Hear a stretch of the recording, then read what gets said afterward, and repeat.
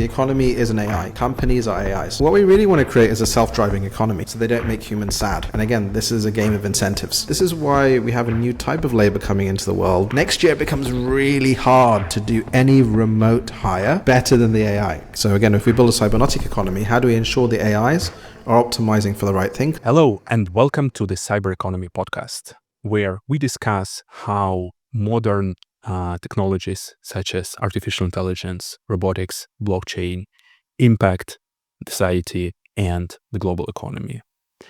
And we also explore how programmable, decentralized systems, mechanism design help us create new institutions, new systems, and avoid some of the potential threats that are posed by the rapid development of these technologies. I'm your host. My name is Stepan Gershuni. This podcast is brought to you by Cyberfund, where our mission is to accelerate healthy transition to the cybernetic economy and programmable, verifiable, decentralized economy. And today we're going to talk about the changes that are happening in the economy due to rapid advancement in the AI. The world for many centuries been basically run on a single story. You work hard and the future will be better than the present. But now this story seems to be changing. And the reason for that is because the most important engine of the human progress, our creativity, our intelligence, is becoming abundant, is becoming universally available, is becoming programmable. And that is changing the economy. So today we're joined by Emad Mostaque, who is founder of Stability AI, the company behind Stable Diffusion, one of the most popular and revolutionary AI models. Emad also recently started a company called Intelligent Internet, where he aims to tackle some of the most important challenges of the humanity. And he also recently released a new book called The Last Economy, where he argues that today we're at a critical turning point where AI is making intelligence abundant, and this threatens our whole economic system. So this is a huge topic, and let's dive right in. Emad, welcome to the podcast. Thanks for having me, Stefan.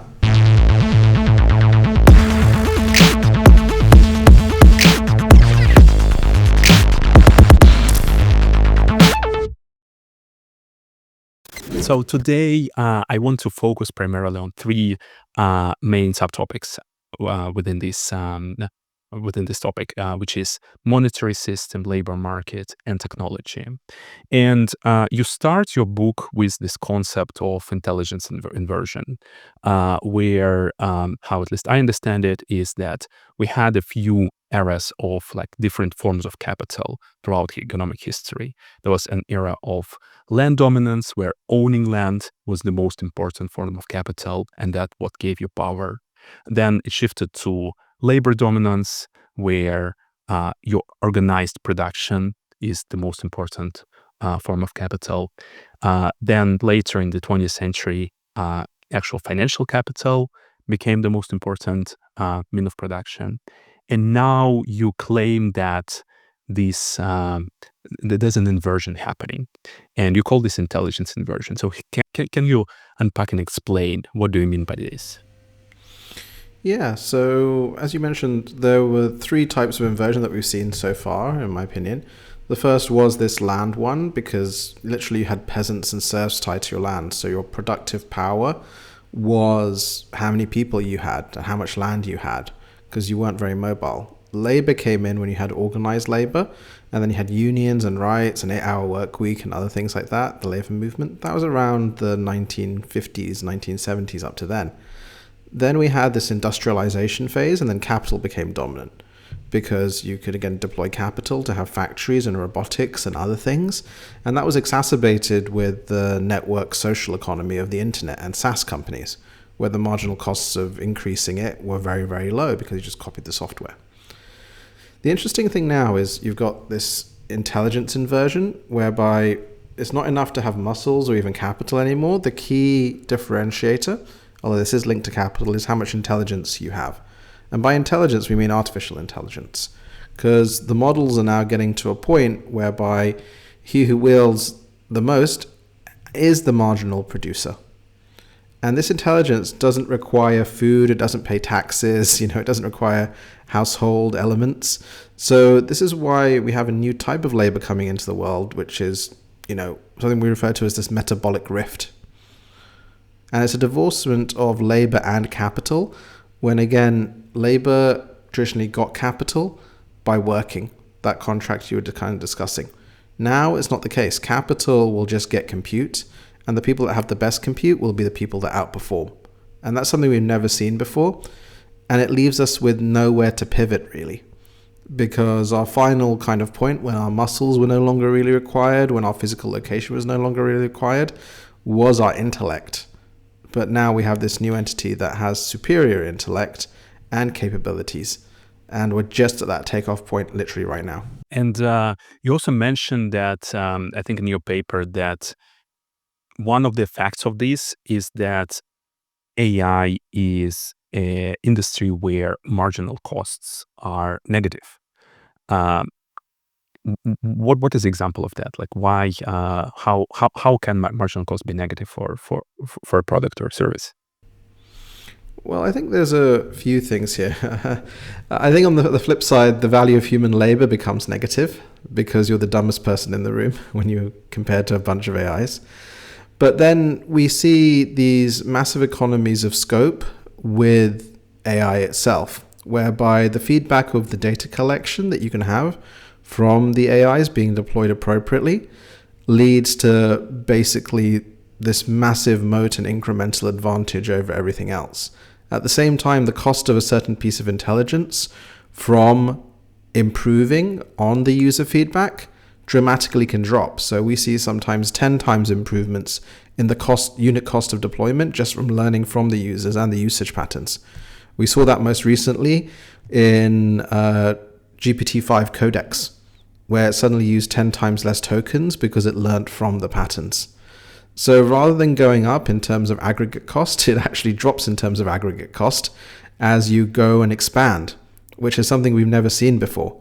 Because rather than costing $10 per million tokens, it suddenly costs $1 per million tokens. And that net effect applies to all of the instances of GPT-5 at the same time, which again isn't something we see for classical software.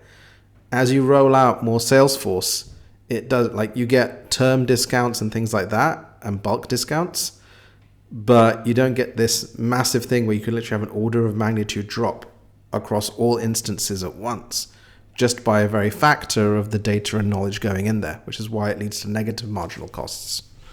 And it enhances the moats for the people that have the distribution, access, and data. Yeah.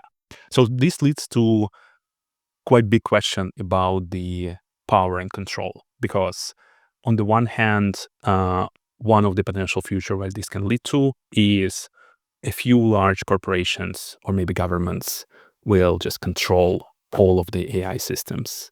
And that leads to this almost totalitarian society where very few have control over everybody because of this network effects and economies of scale. And I think you also mentioned that the alternative path to that is this fragmented, like a new Cold War, where every government tries to shut down, tries to invent its own sovereign AI, tries to compete, and we get this like a Cold War of competing AIs. And which one do you think is more likely? And is there a third path? Is there a solution to this dilemma? Yeah, I think this is the classical centralization versus decentralization versus firewall type split, right? And so what we're seeing right now is the biggest AI companies have massive amounts of power and they're deploying it aggressively. Like OpenAI is going $200 billion of spending in the next few years, right? This year, OpenAI will spend as much on inference as the whole Bitcoin security budget. In fact, it's raised more money now than the entire Manhattan Project cost. Like the Manhattan Project was about 40 billion, they raised 60 billion. The fact that they have control over this AI is incredibly powerful, and they're using it to embed within governments, within societies and more. And the danger is that we have one single type of AI that becomes dominant, or a few. But there are really, again, these 80-20 type Pareto implementations here. On the flip side, we do see more and more sovereign concern about AI. And, this can be seen as an extension, for example, of TikTok. The US government forced a sale of TikTok because it was affecting minds. Well, AI is much better at affecting the minds of people. So will the US government be comfortable with Chinese AI? And vice versa, will the Chinese government be comfortable with US AI? Because it's there guiding you and it will be there throughout your life. Neither of those two options, I think, is very positive because you'll trust this AI more than you trust anyone. And it will be driving our literal governments and economies. Like, I think Albania has just appointed first AI minister that will handle all procurement. Which model is running that minister? I don't know. Probably one favorable to OpenAI would be my guess. This is leading to a future where AI makes a lot of the decisions for us because it's better at making the decisions. And the control planes for that, I think, need to be open and sovereign, and the data needs to be sovereign as well. Because I don't really mind so much if my kid is educated by an interface that I own and their data is private and I use ChatGPT, but I really don't want them to be educated by ChatGPT, for example. I don't want it to run my government. I don't want it to run my healthcare service. We need to have some sort of interface layer on the intelligence at the very least, I think, here. And then we need the systems and the agents that run that and interface with us on an individual, community, societal level to be optimizing not for corporate profits, but for our flourishing. Because the objective function in AI matters more than anything, particularly as we get towards AGI. And that's why, I think there's a third option, which is this human symbiosis of AI plus humans, maximizing agency versus replacing with agentic elements. And what do you think is needed to get to the third part? Because there is like natural tendency for big corporations, for example. Google has a lot of distribution. It's obviously incentivized to keep and increase that scale and produce better models and create economies of scale with data and data centers and TPUs, GPUs. So how can we actually get on this symbiotic path? So I think the key thing is, if you want to change behaviors, you have to change the incentives, right? Mm-hmm. And right now, there's a high demand for good quality intelligence, from your personal to creative to corporate to government. 20% of global GDP is public sector, 10% education, 10% is health. For me, that's the AI that really matters for sovereignty. Use whatever AI you want to build videos and images and write stories and run your corporations. That's a free market decision. Whereas the other side, just like money, Bitcoin became this independent rail for money that was permissionless. We need to have almost permissionless, universally accessible AI. And that can leverage, again, Gemini and these other ones for certain things, but it can't be that Google owns the full stack of education or healthcare or government, etc. So for that, you need to have some sort of incentive scheme. That's where I think crypto becomes really interesting in terms of transparency, resilience, incentives, which I think are the three things it's good at. And we've had an example of this already, whereby the majority of the world's AI compute basically went to Bitcoin and Ethereum. It became the highest marginal dollar. So what we need to do now is we need to put an incentive scheme for the marginal dollar and the highest incentive of the world's trillion-dollar compute spend, multi-trillion-dollar compute spend, to go towards aligned artificial intelligence to benefit humans as possible versus privatized, corporatized artificial intelligence. Then they will build because there's a market opportunity. And I think given there's huge demand for digital assets that will only grow now, given the US actions, this is the ideal time to bridge the two. Yeah, well, timing definitely seems good. However, I think there's two angles to this. One is on the crypto side. So I totally agree. Crypto is great for incentive design, probably the best technology for programmable markets and incentives. Yet we've seen a lot of kind of decentralized AI projects and platforms, and most of them fail to produce really competitive models. Why? Because just having incentives alone is not enough to create state-of-the-art model, or at least model that is good enough and probably fair and open and unbiased, etc.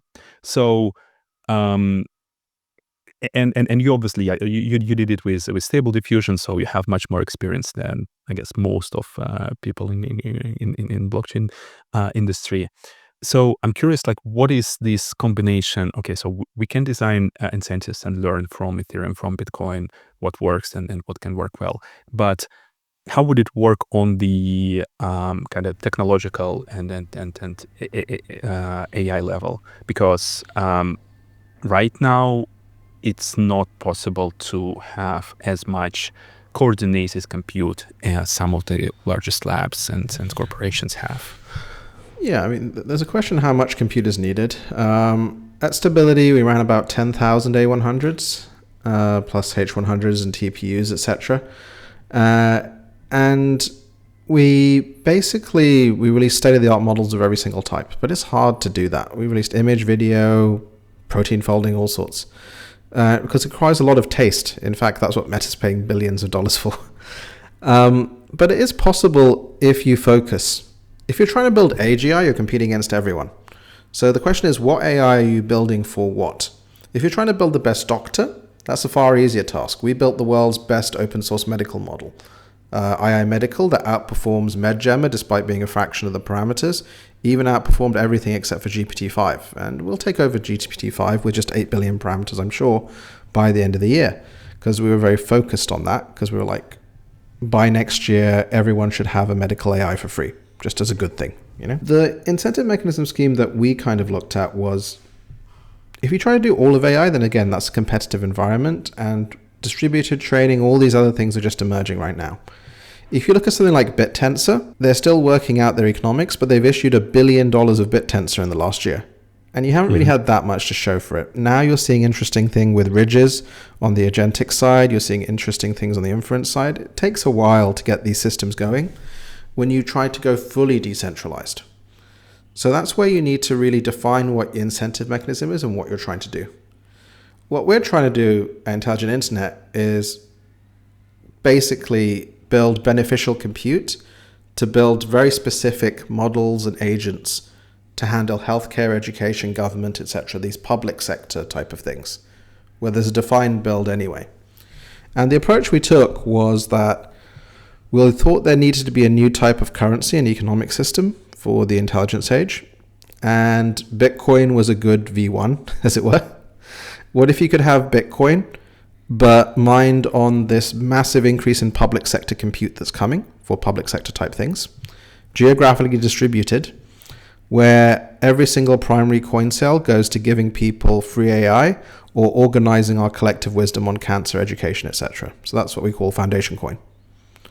And this is a very straightforward feedback loop, whereby if OpenAI had done something similar and they'd secured all these stargates as nodes, then that'd be worth a huge amount of money because they build good models and they make them available. We want to build good models and make them available, but then also use the best of even proprietary models to deliver services, because that interface layer matters. And if every coin sale goes to compute to provide people with AI and build good AI that you release open source, that's a really interesting feedback loop that I don't think anyone's seen in crypto yet, because what we see as the gap in crypto is a very trustworthy asset. Like you've seen Optimism and others have retroactive public funding and benefits and things like that. But it's a bit diffused because if you fund a development team, you don't really know what you're going to get.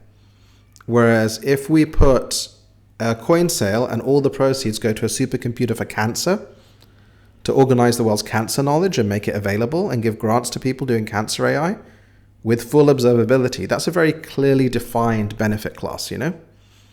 And someone should be building that as infrastructure. Same for autism, Alzheimer's, same for Moldova or Bulgarian culture organization. Because we need to organize that data and make it available. And that's the feedback loop we have here. The more people you help with this free universal AI provided by that, the higher the trust in the asset. And then basically what you're doing is you're stacking compute in every country to give education, healthcare, government services to everyone for free, powered by the demand for digital assets. That's our core loop. When you get more than that complex with two-sided marketplaces with competition for building AGI, I think that's where a lot of the projects have tried to jump ahead. When all we really needed was clusters to build really good quality open data sets, and then inference to give people really good quality aligned artificial intelligence. That's like what we need today. What we might need in the future is something different, but this is much narrower than building AGI or the best model in the market or competing in the private sector. But what would be the value capture, or at least the circular value inside the system? Because you can build an open data set, you can build an open model, and then any company, startup, or corporation can take that and commercialize it. Like get the right license, get the right sales team, get the right package, and basically extract value from that. Yep. Just like stable diffusion, anyone could use it permissionlessly, right? You just downloaded the weights and it built an ecosystem, right? It became the default, a Schelling point. You know, and again, similar to VHS, you want to become the default for healthcare, for education and others, to drive the cost down and make it accessible. What we're really doing, though, is we're tapping into the inevitable increase in compute for healthcare, education, government, financial services, that particular type.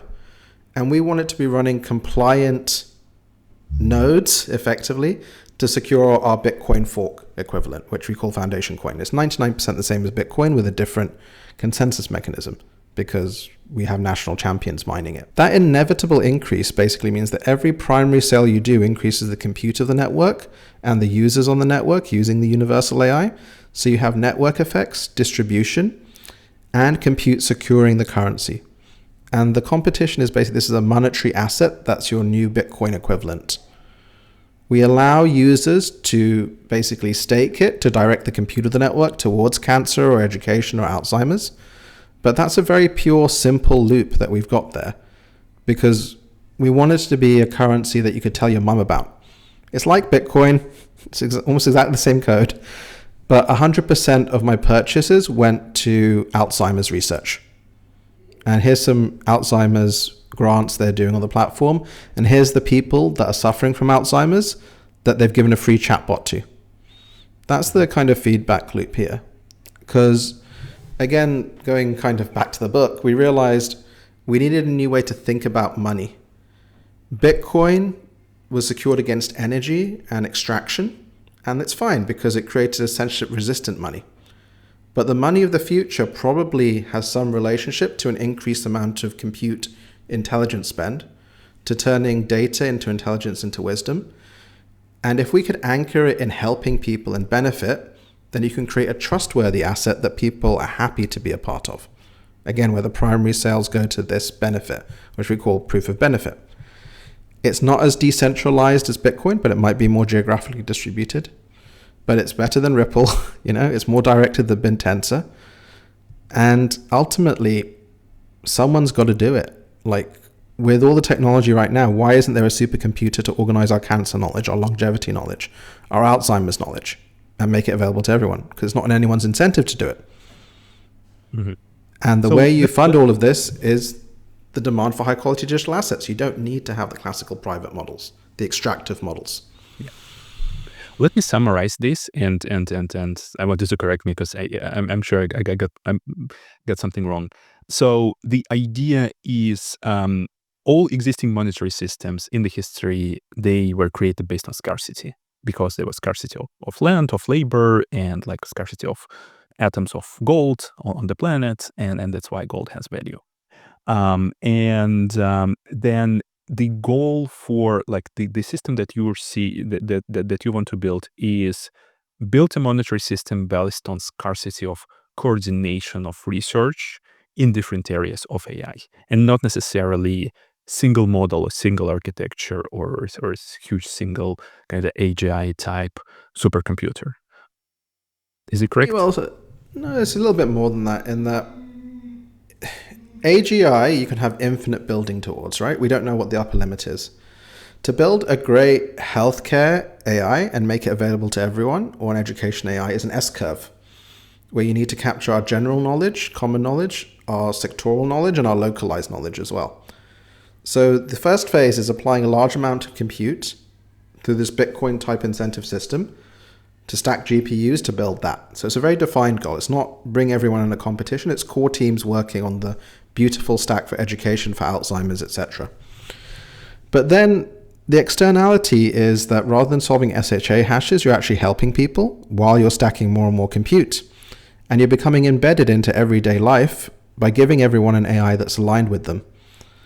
Then you can do interesting things because the core scarce asset, because you're moving to intelligence abundance now, has crystallized knowledge. And it basically is a monetary asset alongside Bitcoin. It even uses the same private keys because we're using the same cryptographic hashes as it. So you can swap from one to the other. So if you swap from atomically your Bitcoin to foundation coin, you get the foundation coin and 100% of your Bitcoin goes to cancer research. How cool is that, right? So it creates a new way of people thinking about money while they're making money because of the digital asset increase. Then we thought that, and we kind of discussed in this book, we're jumping ahead a bit, the best economies are actually dual economies. So it was gold pegged with local national currencies. So we thought that rather than the current system where you have fiat money and every single dollar you put into a bank then creates inside money with debt, what if you had this foundation coin that bootstraps the creation of this global utility and then supports it through emissions? But then every single user has something we call CC, which is culture coin. That is a national currency minted through universal AI usage just for being human.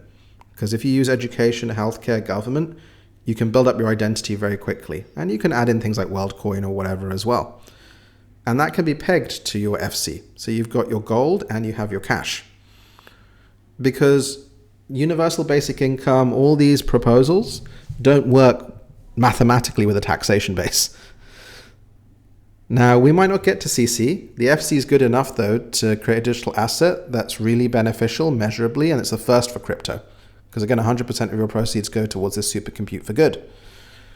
But if we can get this new way of thinking about money, where again, you get money just for being human, and nation states, through the national champions, we call them, stack this reserve currency as a store of value. And I think you get the best of both worlds, and you've got a good way of not only universal basic income, but also universal basic capability by having your universal AI.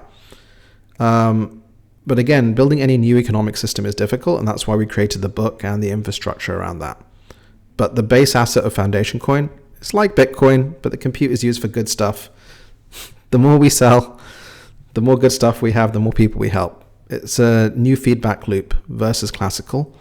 And given the compute's going to be built out anyway, you can have more compute than Bitcoin in a few years. Yeah, definitely. So I want to talk about the monetary system, but maybe even before that. I think in the recent years, especially after, actually in the recent months, after like GPT-5 release, there's been a different pace of how people perceive AI development. Like the target date for AGI, whatever anyone puts in that word, it's been moving. So like a couple of years ago, when we were at this rapid innovations pace, like people predict, okay, like 3-4 years. Now, like after GPT-5 release, I think for many people on Twitter, it actually got kind of delayed and postponed. But I think what's happening is just like this different, the different scaling laws that are working. Like for example, for pre-training, for foundational models, it's not improving as quickly, so we don't see as rapid changes. But now we have RL environments, we have like multi-agent systems, etc. And to assess the impact on the society and how urgent this system is needed, like when we talk about UBI, when we talk about labor market, when we talk about personal AI, I think it's important to understand, like, or have some clear prediction of how fast AI development will impact the society. In your opinion, like, what type of scaling law do you see working right now, and where do you expect like the next big innovations and progress to happen? Yes, I think it's a misnomer and people completely misunderstood GPT-5. It's not their best model. whereas historically the previous models were. And GPT 4.5 was their best model, but it was just too expensive. We have to remember it's been 1 year since O1 was announced, the first reasoning model. You know, it's been 3 years since ChatGPT was released, basically, under 3 years. This is the pace that we've kind of seen, and it's crazy to even think about that, like 1,000 days. What GPT-5 was a Pareto optimal model. So it was the cheapest of its type for every single thing, but it didn't have a massive increase in capabilities. Instead, they were looking at quality and cheapness because it became so much cheaper than before. That allowed them to scale and give thinking access to 1 billion users. So you went from 3% using the thinking model, something like 17%. And that gave better outcomes because, again, 2 months ago, most people were still using GPT 4.0, which is a qualitative difference over this.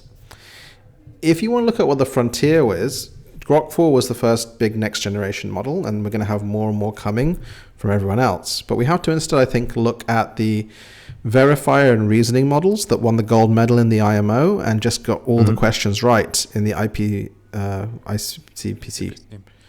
Yeah, this very hard programming challenge with the best programmers from universities in the world, it got perfect marks. But 11 of the questions were generated just with GPT-5.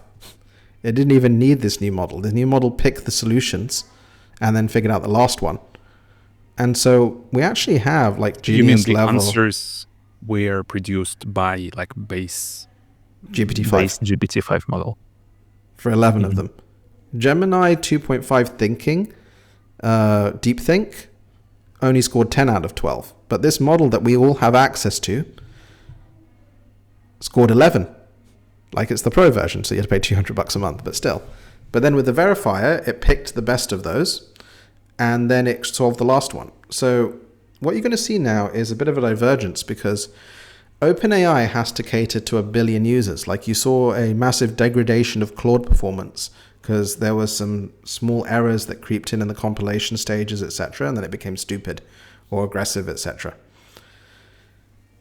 The massive people are going to get the massive people model, and then the best models will be too big to give to everyone. They'll just be too expensive. They won't run on one H100. They'll run on a Blackwell cluster of 72 chips or even more, Cerebrus wafers, etc.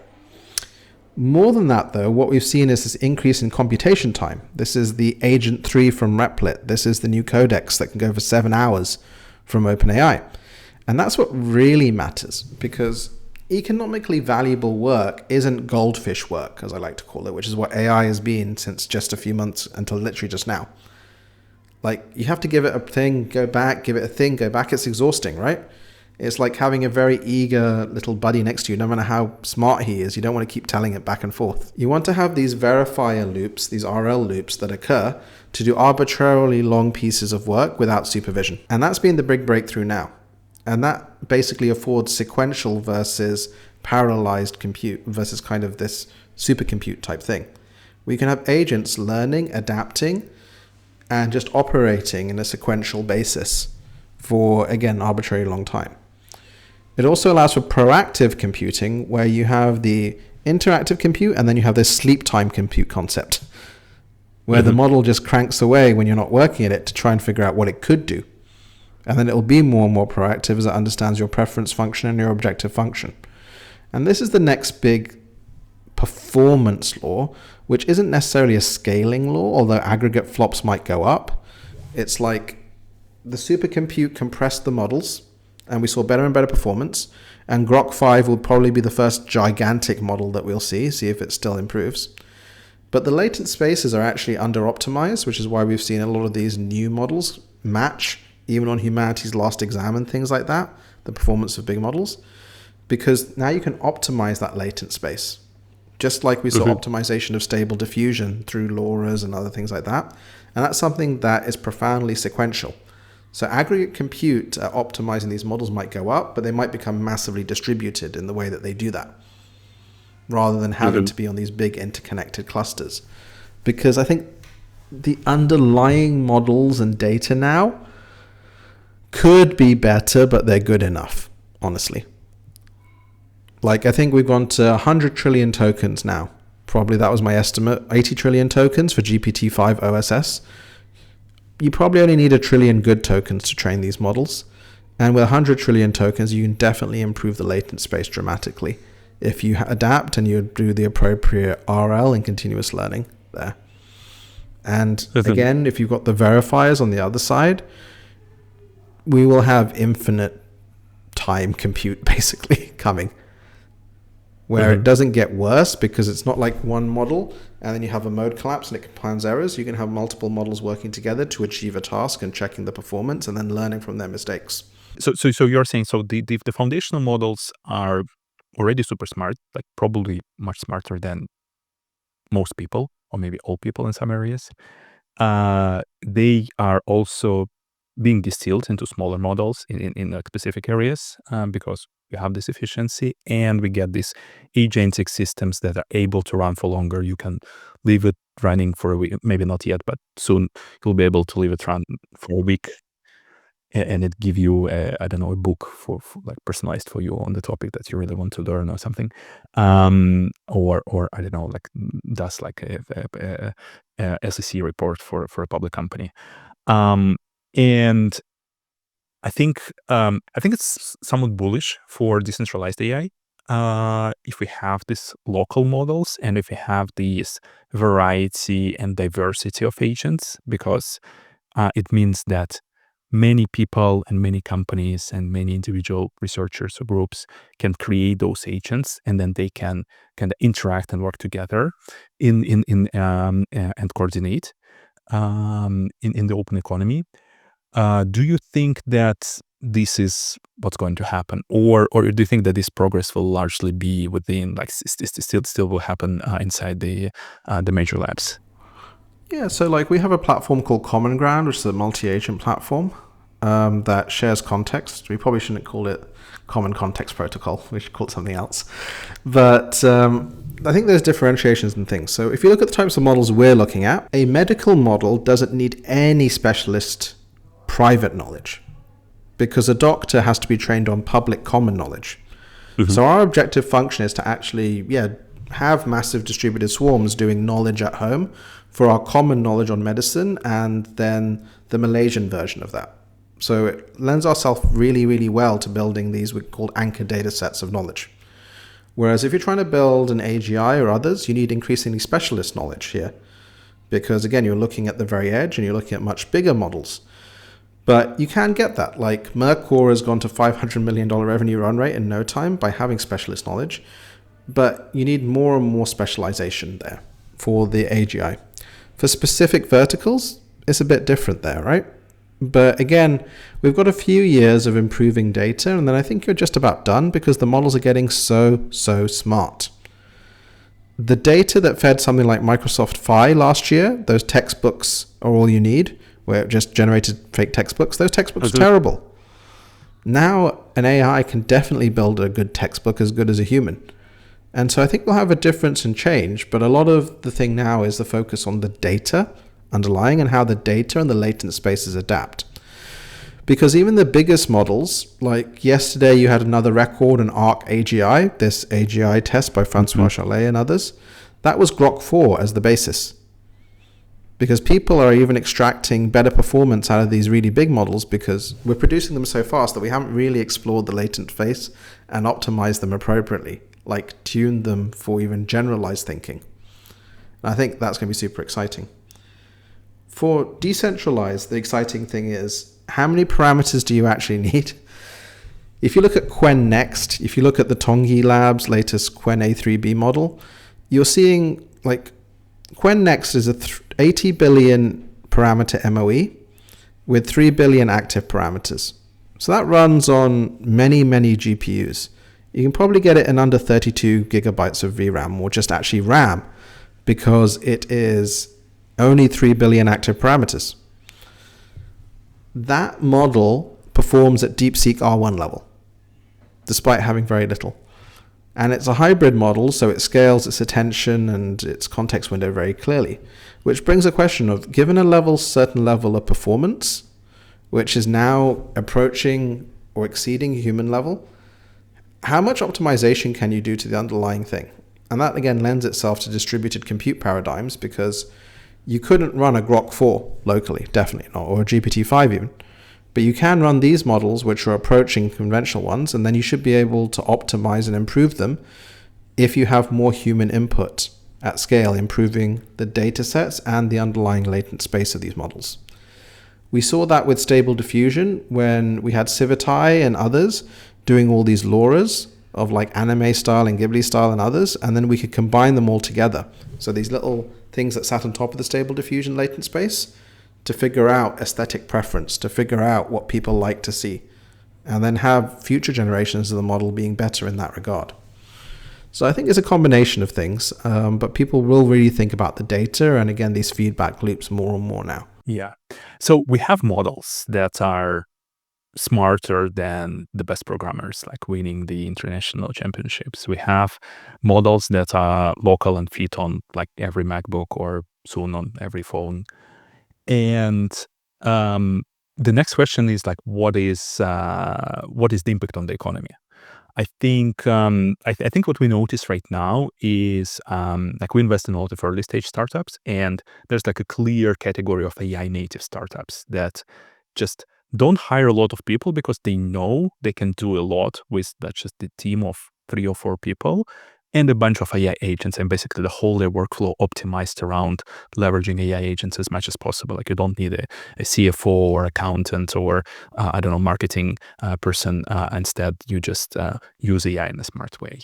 And because we have AIs that are better than people, but we don't see the mass displacement that people have been discussing for the past couple of years. Do you think it's just still too early, and do you think it is going to happen? And what's your like view on the impact for the labor market? I think this is going to be like a sand pile collapse, whereby you're heading towards that final grain of sand that causes everything to slow away. Criticality. Yeah, because like these models have massive economies of scope, and again, one upgrade to the inference, they all get cheaper, negative marginal kind of things.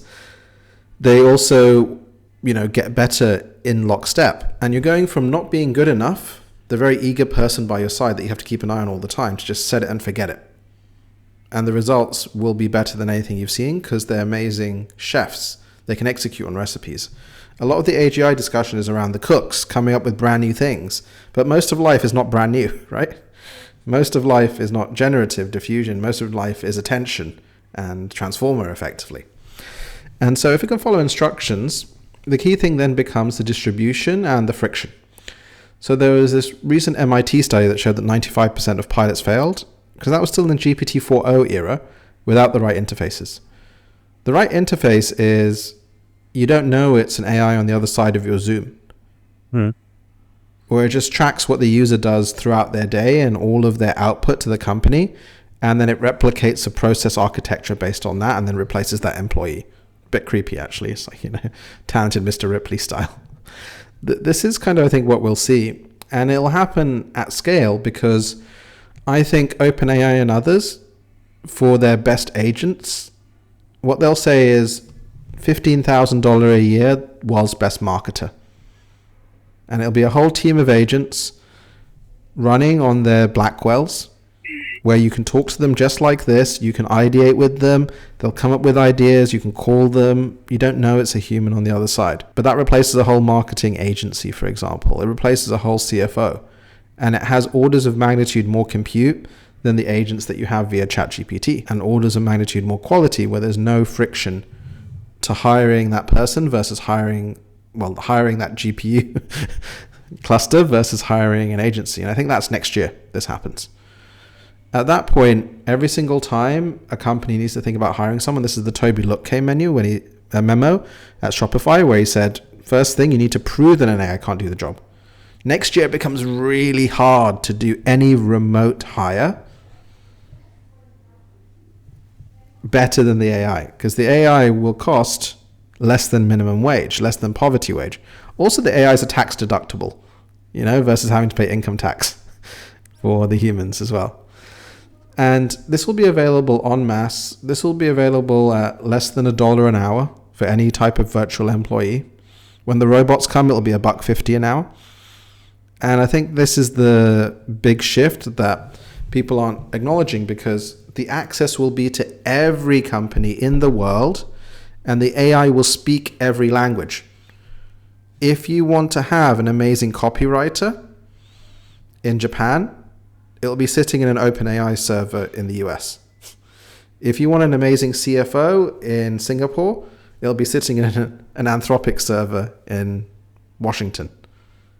And I think this is the big change that people haven't realized, because these models can do so much, they can speak every language, but this final interface piece hasn't arrived yet, where again the barriers just dissolve because they weren't quite good enough and they couldn't be left alone. That's gone as of basically a few months from now. Yeah.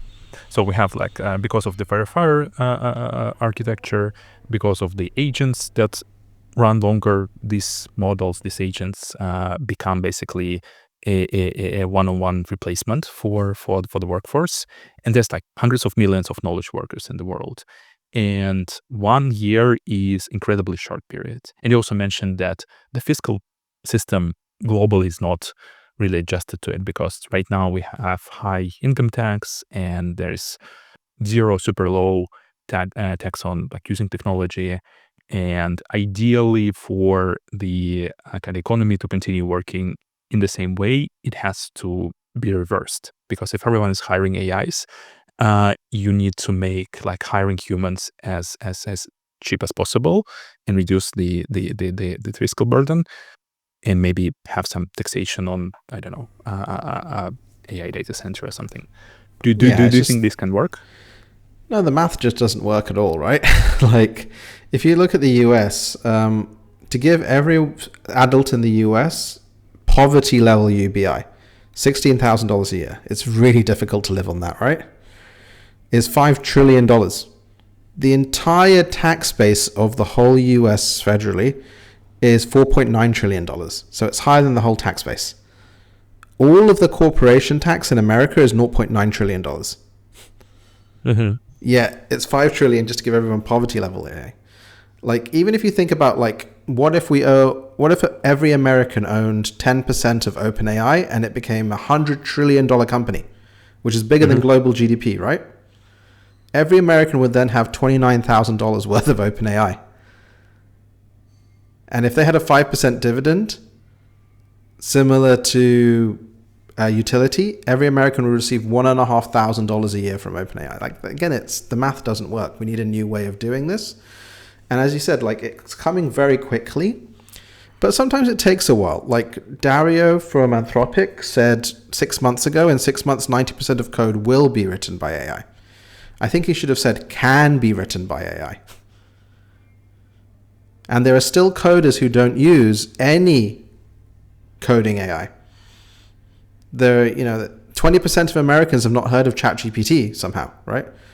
I mean, 1 million Americans are still using AOL dial-up. So again, these things take a while sometimes, but the direction is inevitable, and industry after industry will fall. Like, call centers are gone definitely now, right? Like, I can't think of any reason you would hire a call center versus an AI. Oh, and these are the final two things. It's not just the text that's got good. If you look at HeyGen and some of these other things, like, it can do you doing that and scraping your chin almost live now on video. Again, you can't tell it's not a human for the human interaction. And the voice AIs are perfect now as well. And these are incredibly important when it comes to integrating with existing systems. A chat interface is not an optimal one. Absolutely. Yes. This is an optimal one, and similar things to that. There's much more that you can do around this than you can ever imagine, except for the AI on the other side of the screen has perfect recall, perfect memory, perfect note-taking, will be exploring other things, and you'll have systemic company knowledge bases that agents will organize, which again is something we've never seen before. So I think that the tax on this doesn't work unless we go massively, just you have to work out the math. So you need to do something different, which is again why we thought you need to create a new type of money flow, a new type of monetary thing. Because the marginal productivity in the economy will all be AIs, all robots. Like, public sector jobs are safe, like those are the safest things. Get a public sector job if you want to keep your job, because they don't care about productivity, right? Yeah. or But then, everybody becomes part of the public sector. But the issue was like with a UBI system, I think the main issue is it is a system of control, because if there's like one single employer for every citizen and everybody is dependent, then this it's basically like like a communism system where you have like government. If you say something wrong, if you do something wrong, or if they just don't like you, you're being cut off the system, and it removes individual liberty. yeah, that's why I think we need to have a distributed AI-proofed system for that, which is what we're building. And so the foundation coin basically attracts capital from the existing economy, looking for high-quality digital assets, uses it for good, which means the core of money is good. But then you get your culture credits, your country ones, just for being human, without any government intervention. Because the central banks are private entities anyway, so why not set up a national champion in every country owned by the people? That was the final element of this. Why not give everyone high-quality AI, but then also money from that? Because the mathematics of that works better than you'd have to. How are you going to tax $5 trillion out of OpenAI, right? And Anthropic? It's not going to happen, is it? And again, that's like, what level? The governments are terrible allocators of capital, so why would you give them that opportunity anyway? You need to give a guide to everyone, that AI that's aligned with them, and you need to give them the resources they need to survive and then thrive, to build their networks, to have the support through this. And we also need to have an economy whereby the AIs, they purchase dollars. Where do those dollars even go? Even if they purchase Bitcoin, where do those Bitcoin even go, right?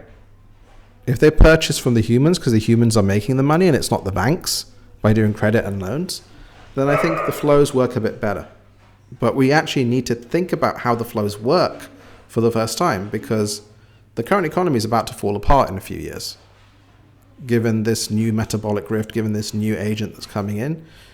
And it will just lead to massive accumulation and disparity across the board unless we do something. Again, unless you work in the public sector, in which case you're probably fine. You know, like, get those cushy jobs and those. Yeah, but it cannot self-sustain for a long time. And what would be how these flows can look like? So again, like, my conceptualization of the flows is that you have a Bitcoin equivalent, which there's more and more compute in different countries, so it's more geographically diversified than Bitcoin. The initial distribution is that we give country national champions owned by the people part of the first coins that we're mining before it goes open, and you're stacking more GPUs. And then you have a cash, so unit of account MOE, issued as a reserve backed thing to a nation's foundation coin, based on first a certain level for being human, and then the benefit that you do in the society that can be checked by the AIs that are attached to each person. That next level is a complicated thing, and so I think we need to delegate that. But if everyone's got an AI and we build AIs to oversee it, communally, I think we can build that next stage really well. Again, right now we were focused on getting the first stage right. Because if we fast forward 20 years, 30 years, you know, like, just had a baby girl, like, she's entering the workforce.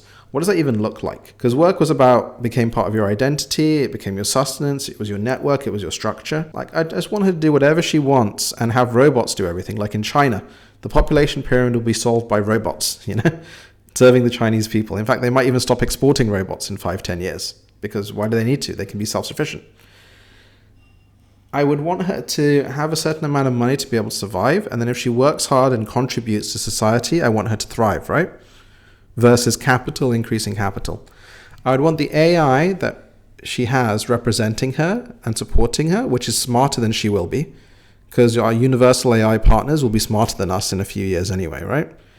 To be looking out for her and aligned with her. And the communities want to be aligned with them. I don't want it to be controlled by any government or company. I want it to be a distributed network that's increasing the amount of compute and using that compute to secure itself against attack, because that was the problem with DAOs and things. You don't have any guidance. You never had this cross-check balance from a game theoretic basis.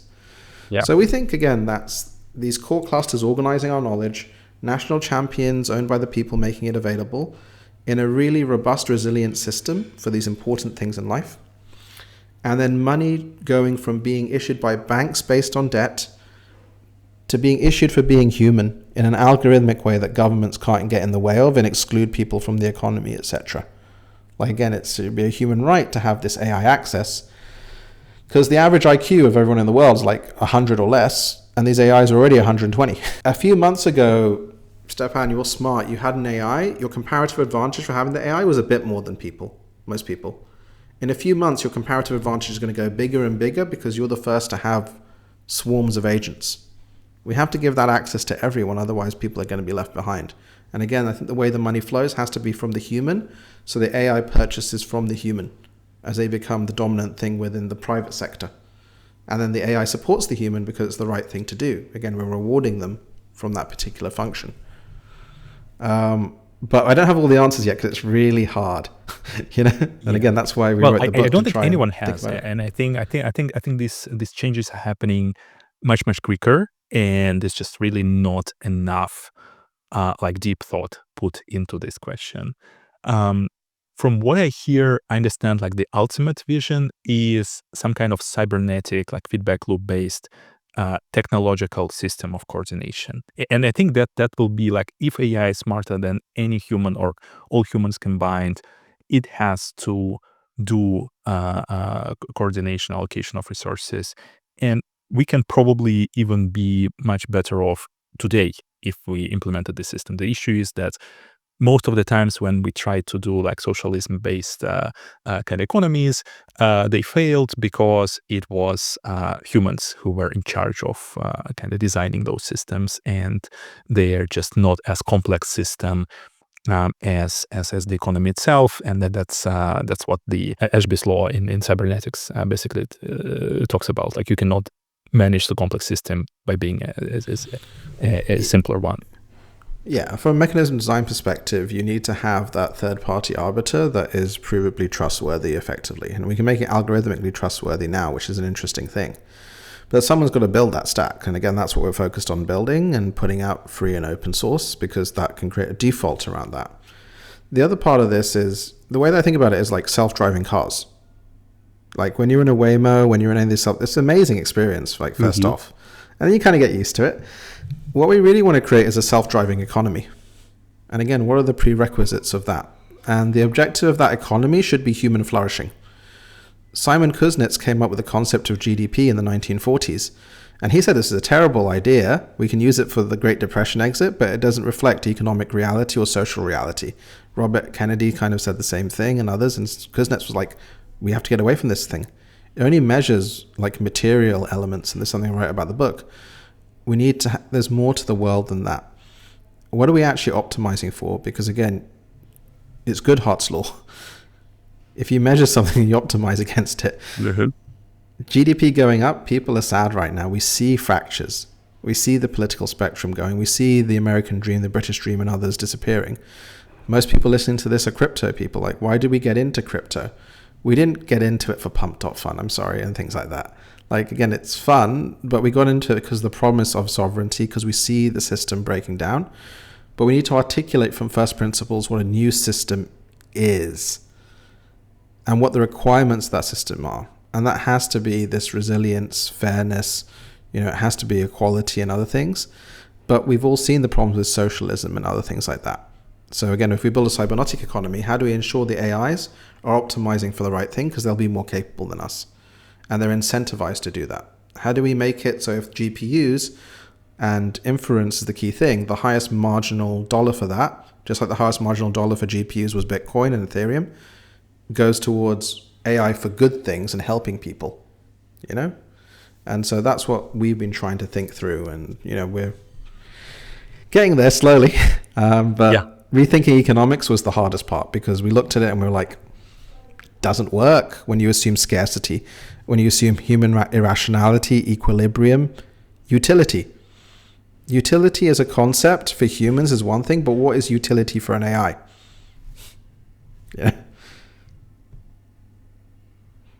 Yeah, it's whatever people tell it to do, or whatever the objective function is.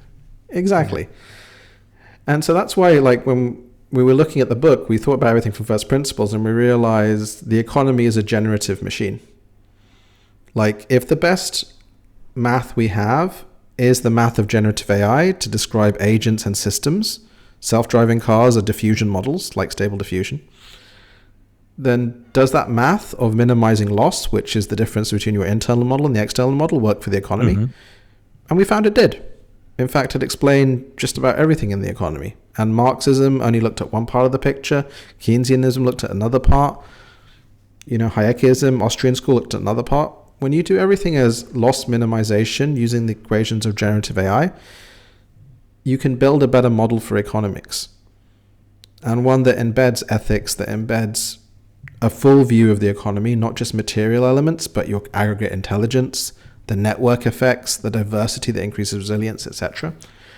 And I think that's what we'll need, because if we use the existing thing, then it'll just be capital increasing capital, no longer needing labor, leaving people behind. And you'll only have a partial view of what's actually going on, which I think, again, something we've seen, this disconnect over the last few years. Yeah, and it will break inevitably because it is just not the right model. If you focus on optimizing the capital for a small percentage of population, then the rest will just break, and there will be problems. So I really like this notion of picturing economy as or at least economic theory as an optimization learning algorithm. Same thing as machine learning model or neural network does. It tries to approximate and minimize the loss function and predict the result. Same thing is happening in the economy, but it has much more dimensions because it is all our, emotions and relationships and goods and services and just internal state of people. I think in the book you looked at all the existing economic theories and tried to explain them using this approach. And what is the next step? What is the economic theory that is using this cybernetic economy? It looks like. Yeah, so I think, even on an individual basis, we say emotions, we say all these things. Like someone like Carl Friston has shown with the free energy principle that we're basically doing gradient descent, same as these AIs. Mm-hmm. We're trying to minimize free energy effectively and optimizing in our brains towards certain objective functions. You have an objective function, I have an objective function. And again, what is the best equations to describe humans? Generative AI equations. It is loss function. They're the best approximations of humanity we've had so far. Similarly, if you think about the economy, what's the difference between navigating an economy and navigating in a self-driving car? From a data perspective, there actually isn't that much. It's this same diffusion process of you've got a picture of reality, you destroy it down to its constituent parts, the smallest you can by adding noise, and then you figure out how to reconstruct it. That's how we build models of the economy and principles that we use to navigate our companies, our individual life, and others. The Fed has increased rates. This is what my mental model says will happen. That is a neural network, effectively, occurring, right? And again, we can see that live. In the book, I basically say that once we view it in this way, as basically the same as a diffusion process or transformer, we think diffusion processes are markets and transformers are basically firms, effectively, creating their latent space, their representations of reality. Once you look at it in terms of this loss function, you can actually deconstruct the economic flows in a really interesting way. So we have capitals that I mentioned before, which are MIND, material, that's classical GDP, intelligence, that's your capability, basically. N, your network. If you're interconnected, you're going to do better than if you're not. And then D, your diversity, that's your resilience factor. But when we look at economic flows and we express it in the mathematics of generative AI, there's something interesting called the Hodge decomposition, which basically says that every flow has three different types. One of them is a gradient flow. This is gradient descent. So this is kind of your extractive, exhaustive thing. I sell an apple to you, I have one apple less, you eat the apple, it's kind of gone, right? And that's a classical kind of economic, that's Adam Smith. That's his invisible hand is optimizing the eating of apples, as it were. Then you have this circular flow, and this circular flow not only talks about things like intelligence, it's again, rather than water going down a hill, it's water circulating or even improving. I share ideas with you, they don't go anywhere. In fact, they compound, right? And one of the things we're missing in the economy right now is what is the value of IP and intangibles and these ideas. That's emerged in the last few decades, and it's huge. Eric Bernofsson refers to this as GDPB, but again, we can actually capture that and we can see what it is. This is classical Marxism and the work of Karl Marx with MCM. Money leads to commodity accumulation, leads to more money. This thing, unless you have the means of production. Again, I'm simplifying all these different schools, right? But I'm saying these are the core concepts there. So Smith looked at scarcity, water flowing downhill. Marx looked at circularity, and again, these kind of things. And the final thing, this is kind of the Hayekian or Austrian school, is harmonic flow, which is basically the landscape itself that the water or economic activity flows down. Douglas North and others basically said these are the rules of the game and they're emergent. But the reality is, once you've mapped these out, you can actually do something we call geometric policy engineering, because you can adjust the nature of these flows once you identify them, once you see them, leveraging the tools of generative AI, to try and increase diversity, to try and increase network effects, to try and increase intelligence, to think about the right way of thinking about material elements. And that leads to an understanding of why someone like Singapore was very successful. They increase their intelligence and the capability of their nation. They have massive network effects by being open, and they're diverse as well in their industry and other things like that. Whereas other places suffer commodity curses, or they close up, etc.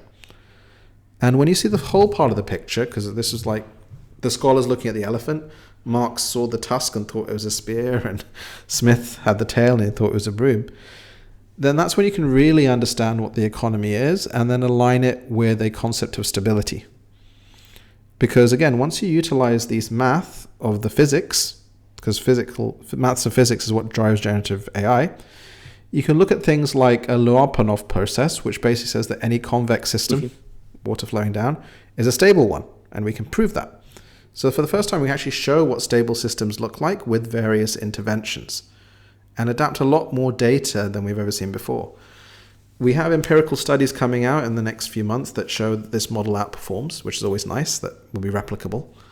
Outperforms in what? In predicting something? Predicting crashes, booms, things like that. And we're going to be sharing Jupyter notebooks. Markets? Yes.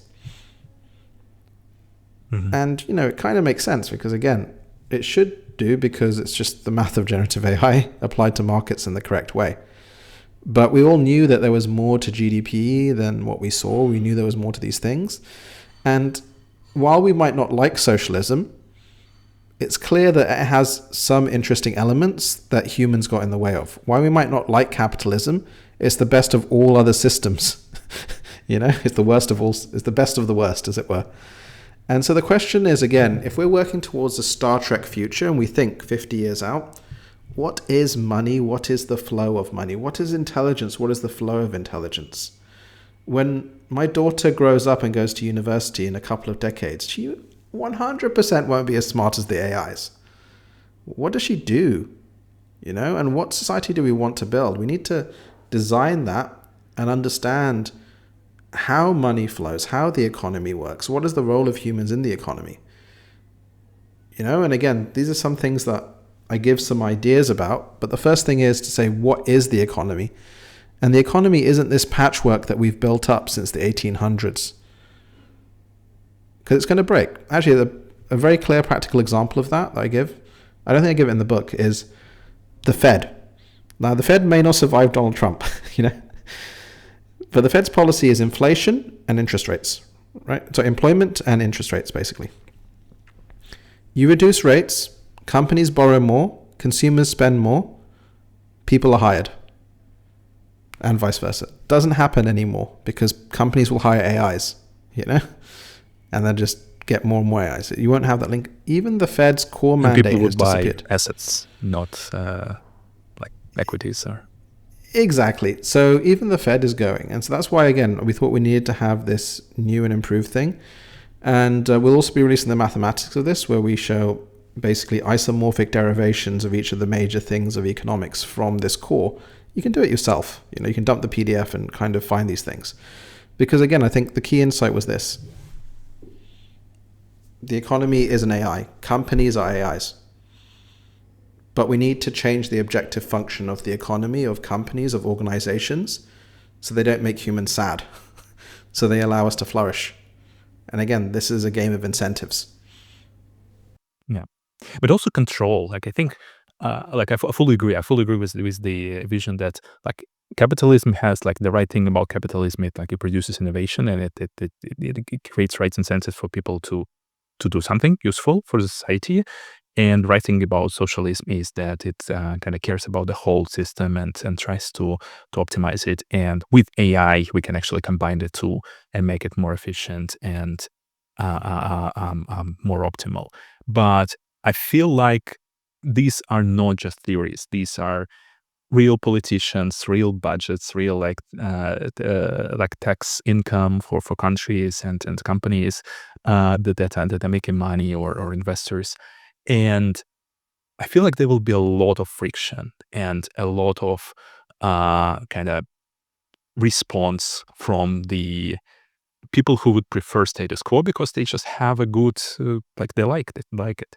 It works for them, and maybe it's not the most optimal thing for the society, but they might not care, and they have the power to oppose this system. So, like, Yeah, there's an interesting window right now, I think, where all the nations want high quality digital intelligence, they don't know how to get it.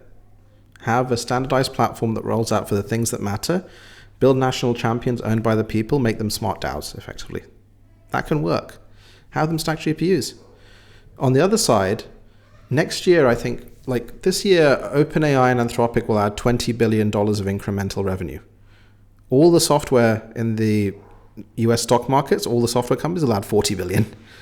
Crypto's taken in like 180 billion of incremental capital. Next year it's going to be even crazier because ICOs will be legal in America. You'll be able to buy with your Apple phone. That's why we were like, let's create the best quality digital asset in the world that advances a cure for cancer, helps people with cancer. And then all the rich people will just buy that asset because it's scalable. It all goes to compute for good things.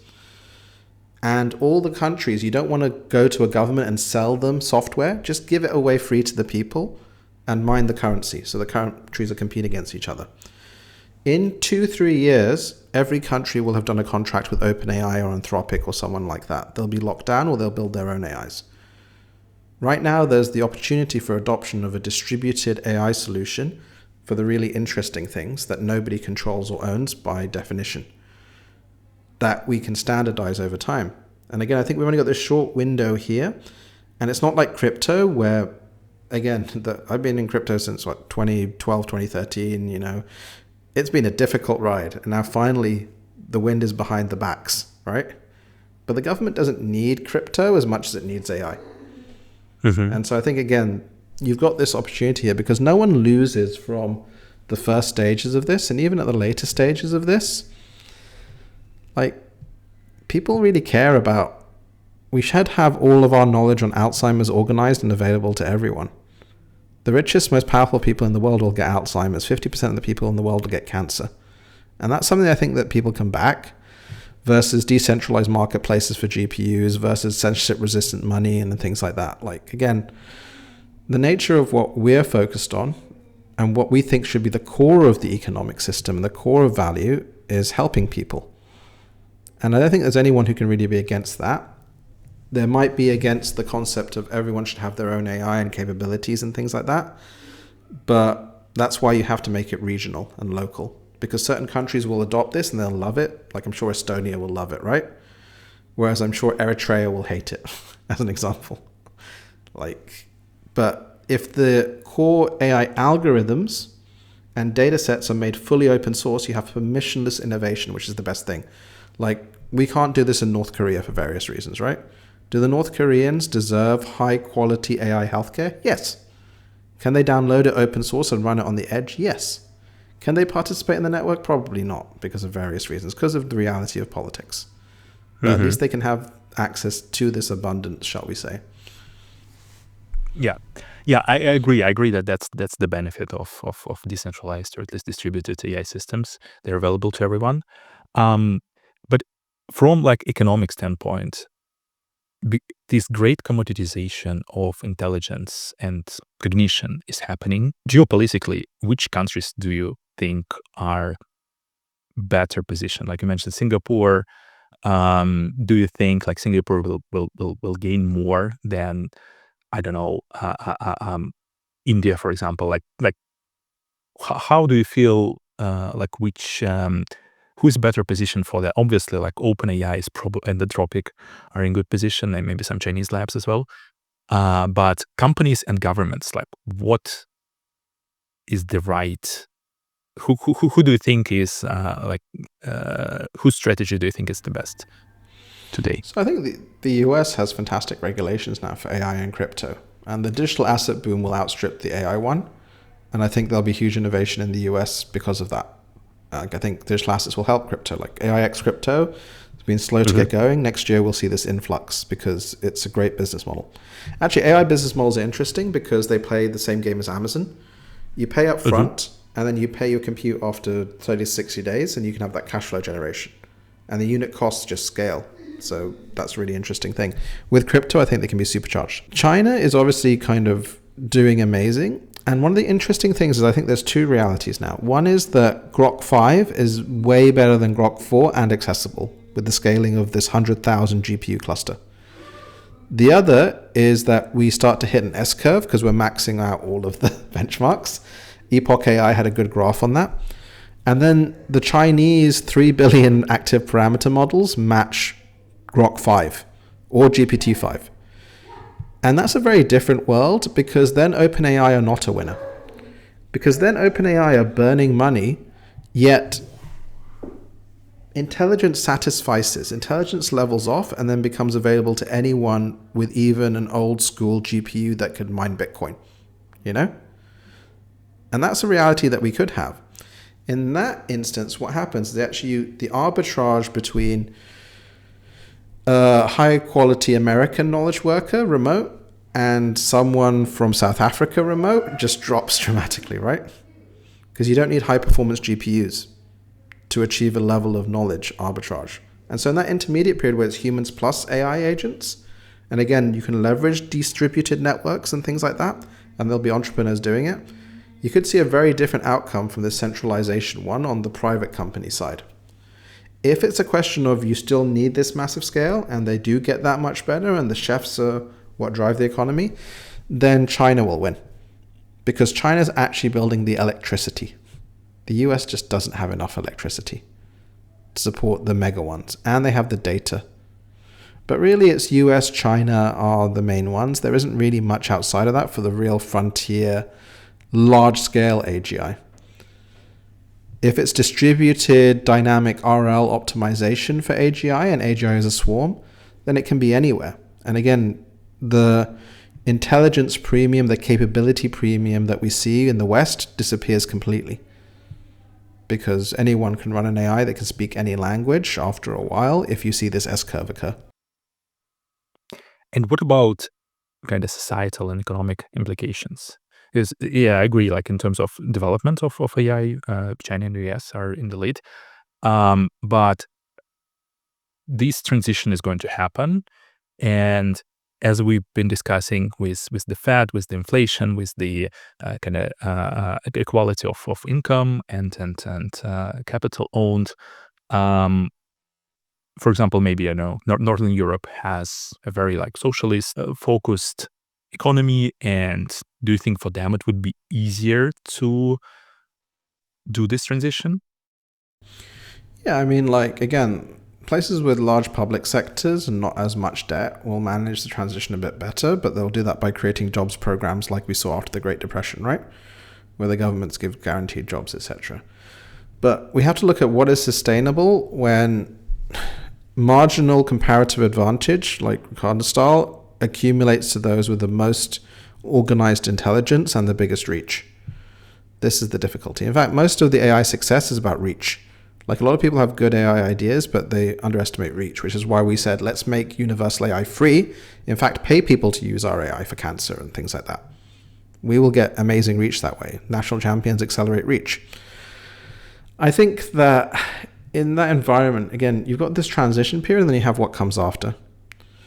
And what comes after is if we have misaligned AI, not AGI, it will be used as a system of complete totalitarian control by many governments and many entities because it's so persuasive. Like, again, it will optimize and it will brainwash. Like, it could be the end of democracy as we know it. If we have the right barriers and we have our own AIs defending against that, that's a bit different. And there are so many opportunities here. It's just that most of them result in various societal structures breaking down or infrastructure breaking down, just when you kind of game it out. But the ones with the most buffer, again, are the ones that the European countries aren't actually that competitive on knowledge work. They are largely endogenous. Countries that are more autarkic and can support themselves, those will probably do the best in aggregate. Because again, what are you doing the best of? It's not, again, a global competition, because Adam Smith had this concept, wealth of a nation. And the wealth of the nation was your capital stock. It was your people, it was your intelligence. Now that's being spread everywhere on a knowledge worker basis. And the robots will change that. That's why when I look at China, I'm like, yeah, China will stop exporting robots in a few years because there's not enough robots to go around. They'll just use them more locally, right? And China can support everything just except for energy. Like, it needs oil. Aside from that, it's building up energy like no one else. It can be independent as a large country. Whereas India requires a lot of different things. The US is becoming, again, more autarkic. But an ideal scenario is that we don't have this. Instead, we have more interconnection between people. We figure out a better way to distribute resources, to support people, to build a network and other things like that. And again, the capability is next year. When it happens and which industries fall first, when they start falling, they'll start falling one after the other, after the other, after the other. Mm-hmm. And the competitive environment in the private sector will just accelerate beyond anything we've ever seen before. What would be your advice to someone who is maybe between 18 and 25 years old right now, like going into this transition period? What to like, if like, why would you go to university? Like, most of the knowledge skills, I mean, it is important to be educated, but it will be hard to actually make money by being a good lawyer or a good marketer or a good, accountant. Yeah, MIT had this paper, again by Eric Blossom, that showed that junior sector jobs are starting to fall off a cliff effectively. Mm-hmm. And again, most likely due to AI, because already it's better than juniors, and by next year it definitely will be. Again, why would you hire anyone junior, right? If you think about the mind capitals, material, intelligence, network, and diversity, that applies to individuals as well. Like, you need to have a certain amount of material capital. You need to build your capabilities. Network is something that you go to university for because you build your university network, and diversity of experience as well. The core thing now, though, is interesting, is that if you are vibe coding even for an hour a day, you're ahead of 99.99% of the world. And your capabilities will go up exponentially. And the price you can charge for that versus the price you pay, even if you're an employee of a company, there's the arbitrage that's going to go insane. Like, to build a great website or good website used to cost thousands of dollars of either your time or you hire someone else. Now you can go to Replit, use Agent 3, boom, it's done in a few hours, and you just talk to it to improve it. And it's going to be a few $100 at most, right? That's going to drop by a factor of 10 next year. So I think everyone just needs to use the AI, particularly, again, the vibe coding and others, and think about how to apply an army of new AI agents to whatever job or role you're doing. You don't need to be an entrepreneur even. You can enter a company if you say, these are all the things that I built with the AI. Any company will take you. Just build something for the company you're applying to. That will set you ahead of every single person, right? Beyond that, it's about building your network and your support structures, which everyone needs to do. Again, crypto is great at that. That's one of the natures of NFT, etc., because you need a community to support you in what's coming, because it's going to be messy. Mm-hmm. And that's why, again, why we need to build positive visions of the future, and hopefully people will accelerate that. That's kind of why we release the book and things like that. Pick which movement you want to be a part of. So you need to address the material fact. You need to build up your intelligence, your skills, which in this case is use of AI agents effectively. You need to build your network elements. So you need to increase the diversity either of revenue streams. You can have the AIs working for you if you really want diversified revenue streams, or just your experiences and your access as well. Yeah. I call it like being AI shepherd. Like, instead of sheep, you have like a bunch of AI agents, and you learn to direct them in efficiently. We are the choosers of the optimization function, right? I think that's one thing that I think will always remain for people. Like, actually, the will like AI doesn't mean anything by itself. It's just the mathematical function. Doesn't have Yeah, a lot again, of dreams. like I write this in the conclusion. Like I think that consciousness and computation were tied together for such a long time. For the first time, they aren't really with these AIs. And so if we think about consciousness, we think about purpose, meaning, and direction.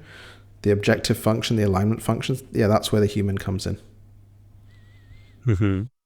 I have one last question, like a bit personal, but I noticed you've been publishing a lot of like really interesting articles. You wrote this book. You mentioned, I think you wrote another book that you didn't publish yet. So like I can see that for you personally, AI is a huge productivity boost.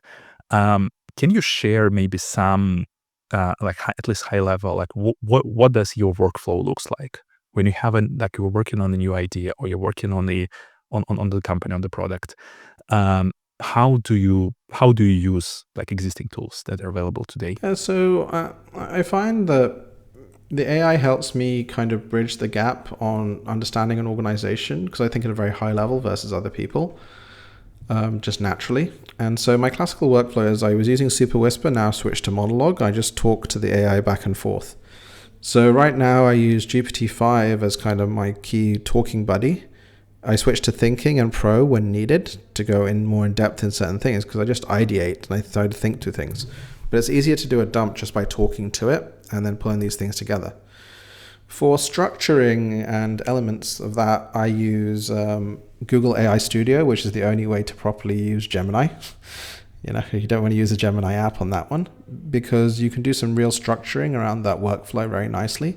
I did use Claude before it broke down. Versus Gemini website? What's the Yes, difference? you should use AI.studio. It's just much better with branching and all sorts of other elements. You can set the thinking parameters to max, etc. And then I use AI Agent and Common Ground, our internal stuff, for scaffolding and context sharing and things like that. And I've built a specialized version that pulls in from all the models when I'm ready to do the big work. So that kind of, I think, has really helped. Is it the one that is open source, like it's publicly available? Yeah. So the new version of AI Agent's about to come out in a few weeks. Like it's as good as any agent out there, again, fully open source Apache. And then Common Ground we've been using for the context sharing work. The nice thing is, again, you can make it multi-model as well. And I've built some custom kind of workflows and other things like that for some of the very specific math work we've done and things using like lots of lean proving, etc. when we're trying to formalize it. But I think the best way really is like try talking to the AI using Monologue or Super Whisper. I think that's quite a nice way to do it. But in general, just use the thinking models. I've also found that on the coding side, I was using Claude Code a lot, but now I basically just use Codex. Codex has become more than good enough for just about everything, using GPT-5 Pro for some of the planning elements there. I think everyone switched in the past couple of weeks, or maybe 3 weeks. They got really good. I mean, again, this will be the interesting thing. Claude Code got to $400 million ARR. Is that about to collapse? 4 billion is Anthropic's revenue, 1.3 billion is Cursor, 400 million is Claude Code. Is that just going to disappear? This will be one of the most interesting things. And that's also why when I was building the company, like last year I raised $100 million in uncapped notes at Stability and then left because I was like, I can't raise 500 million or a billion and compete against OpenAI. And someone needs to think about the economic stuff. I was like, the best business model for AI companies is going to be digital tokens. Because next year, the demand for digital tokens is easily $100 billion plus. You mean crypto tokens? Crypto tokens, yeah. Which are now fully legal in America. So we have a very simple thing, which is we're creating a Bitcoin diversifier, right? Like you have your Bitcoin, you can have some foundation coin, you can do good and make money. It's good, you know? I think that more and more AI companies will fund themselves with digital assets, and it'll be really interesting to see the design space of those digital assets as we kind of look to next year. The major labs explore, because I think crypto is great for capital formation. It's one of the strong sides, but it is good at this, like when you need a million, like 10 million, maybe 100 million. But when you're raising like $300 billion, I just it never happens in crypto. So Well, do you think the major labs are open into it, or are they exploring this path? Well, remember how much EOS raised, right? And others back in the day. And that was before everything was legal. It was so I mean, like basic, yeah, it's $1 billion. Yeah, but now the crypto market is so much larger, and there'll be so much more demand, and it'll be fully legal, and it'll be accessible for your phone. We are a frontier AI research lab. Like, our agent is state of the art, top of benchmarks, state of the art medical model, state of the art data sets, core team from Stability, where we train stable diffusion 3.5 and all these things. So we will be funding through the markets. But rather than utility tokens or everything, again, we were like, it's Bitcoin. But the computation is going to be supercomputers around the world giving people universal AI. And it'll be supercomputers to cure cancer and stuff like that. If I do $1 billion sale of my coin, all of that money is going to go into a healthcare supercomputer, and we will accelerate a cure for aging and cancer and others, and it'll be transparent. This is the type of feedback loop that we could never do before, right? But this is what will attract, I think, good teams. You only need billions, though, if you need to train large models. And you only need to train large models if someone else isn't doing it open source in the right way. So again, the existence, I think, like Stargates and other, it's primarily for inference. Well, this is the really interesting thing. With automatic market making, with liquid digital markets and things like that, you can easily create a relatively, like, take something like Venice, for example, right? They built a really nice chatbot. They've created a governance token and things like that. It would have been a much better crypto economic design, but not possible last year and possible next year, if every single person that used Venice was given tokens almost streaming just for using it. Again, that wasn't legal last year, so they had to create VVV as a governance type token. Even if you have utility burn tokens now, the stuff that we always wanted to build with crypto is now finally legal. And I think this is the thing that people are underestimating. The large labs have a lot of institutional inertia, but even OpenAI, originally in, was it 2019, Sam Altman wanted to launch a crypto coin. And he discussed it with Elon Musk. We have the things there. Mm-hmm. But crypto, again, is having this transition moment where I think if you can design the right systems, and we're going after monetary asset, and again, we are the experts in building models, and we've also designed a really good economy, I think, from the ground up that's comprehensive. That's one way of doing it, but people will have these revenue burn tokens. They will have these other things. Again, pump fund equivalents on the token side, BNB equivalents. I think there's just a whole design space that people will look at. And the reason I say that is because it's so much easier to take a part of the crypto market in terms of incremental aggregate demand than it is to compete in the AI market, which is a race to zero. Where again, Claude Code could go from 400 million down to nothing. OpenAI could have a cursor equivalent with better distribution that takes cursor down to nothing. And this will be the interesting point for a lot of these AI companies. When the models become more general, the agents become more general, they abstract everything away. Is the ARR actually ARR? You know? And again, I think that's something we're going to find very, very soon. So it's just an exciting time. And again, we're happy that we went Web3, and we're looking forward to organizing the world's cancer knowledge and making it available. We're looking forward to getting this economics work out there, and hopefully we'll get input from everyone. The book is free, or 99 cents on Amazon, because we need to work on it together, because we don't have all the answers, but I think we've got a good start. Yeah.